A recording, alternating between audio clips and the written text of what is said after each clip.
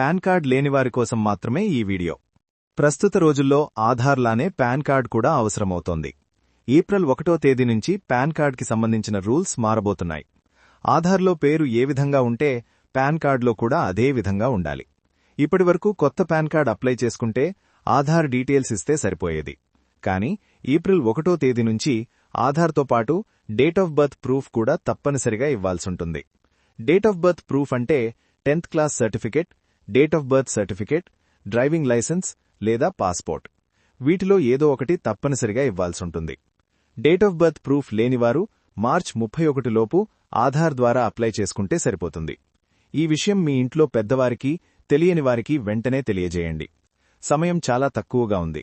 ఆలస్యం చేయకుండా date of birth proof లేనివారు తొందరగా అప్లై చేసుకోండి. మరిన్ని వివరాల కోసం స్క్రీన్ మీద కనిపిస్తున్న నంబర్కి ఫోన్ చేయండి.